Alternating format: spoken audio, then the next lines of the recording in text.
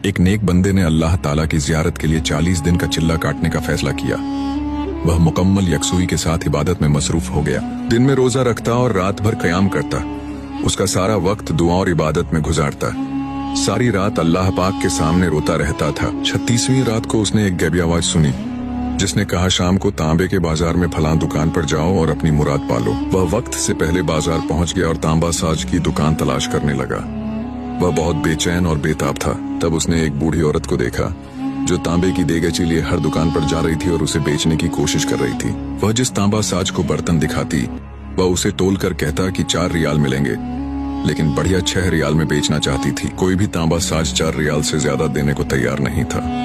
बूढ़ी औरत मायूस होती जा रही थी और घूमती रही। आखिरकार वह बढ़िया एक तांबा साज के पास पहुंची जो अपने काम में मसरूफ था। ये वही दुकान थी जिसका इल्हाम हुआ था। बढ़िया ने कहा, मैं ये बर्तन 6 रियाल में बेचना चाहती हूँ, क्या आप 6 रियाल देंगे? तांबा साज ने पूछा।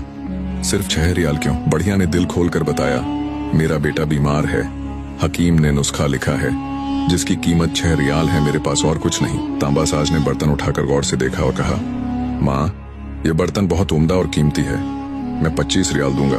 बूढ़ी औरत ने चौंक कर कहा, क्या आप मेरा मजाक उड़ा रहे हैं? तांबा साज ने कहा, हरगज नहीं, मैं सच कह रहा हूँ। तांबा साज ने बढ़िया के हाथ में 25 रियाल रख दिए। बूढ़ी औरत की आंखें खुली की खुली रह गईं और वह दुआएं देती चली गई। वह शख्स ये सारा मंजर देख रहा था।